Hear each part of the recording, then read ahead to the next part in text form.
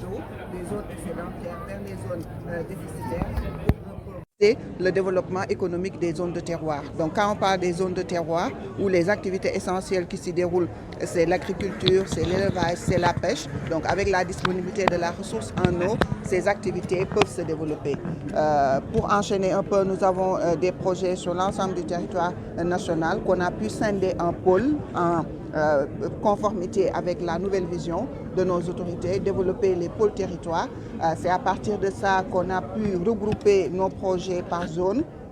Là, actuellement, on met en œuvre dans la zone centre qui polarise 3 régions, Kaolack, Kaffrine et Fatick.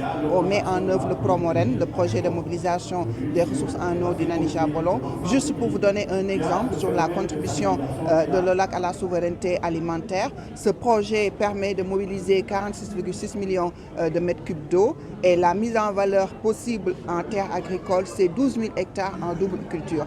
Donc, ceci permet de développer l'agriculture, un peu de favoriser la diversification des spéculations et un peu d'atteindre cette souveraineté alimentaire. Là, c'est juste un exemple dans la zone centre et c'est ces réalisations-là que l'on fait sur l'ensemble du territoire national pour favoriser un peu le développement des activités du secteur primaire. Justement, vous avez été interpellé par rapport aux intempéries, aux inondations. Vous avez fait référence à la DPGI.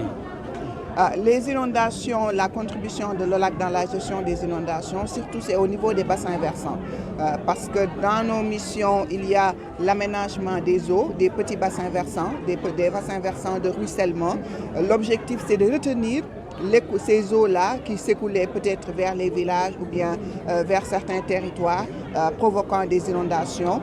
S'il y a des zones d'exutoire, on essaie de faire des aménagements de surcreusement pour recueillir toutes ces eaux, et ces eaux recueillies permettent le développement des activités tout autour de ces bassins versants. Donc là, c'est la contribution de l'OLAC face aux inondations, mais beaucoup plus dans les zones rurales où l'eau le plus souvent se perd et que cette eau pourrait être récupérée pour valoriser les terres, pour faire les activités de pêche, développer la pisciculture, l'aquaculture ou le développement aussi de l'élevage. Alors, pour la souveraineté, pour la vision 2050 du chef de l'État, je me demande, concernant la souveraineté alimentaire, quel temps déterminé allons-nous y attendre en tant que la population?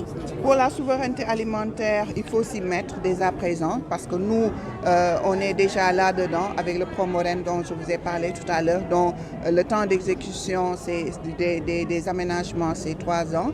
Donc d'ici 3 ans, après la réalisation de tous les travaux, on peut parler un peu de la mise en eau du Nani-Jabolon. Donc quand il y a mise en eau, là on peut aller vers le développement de l'agriculture. Donc pour aller vers cette souveraineté alimentaire, on peut le faire à court terme. Il y a des étapes que l'on doit franchir avec toutes les structures concernées. Parce que ce n'est pas seulement l'Office des lacs et cours d'eau. Nous mobilisons la ressource en eau, mais derrière, il y a le ministère de l'Agriculture qui accompagne les agriculteurs sur les aménagements des terres. Donc là, c'est leur cœur de métier au niveau du ministère de l'Agriculture pour l'aménagement des terres, mais aussi favoriser le développement des spéculations avec la disponibilité des intrants et autres. Nous, notre mission, on va mobiliser les ressources en eau nécessaires dans nos projets. Tout à l'heure, je l'ai présenté. C'est plus de 5 milliards de mètres cubes d'eau que l'on va mobiliser. La sécurisation de la plus grande réserve d'eau douce qui est le lac de Guerre. On va pouvoir sécuriser plus de 2,5 milliards de mètres cubes.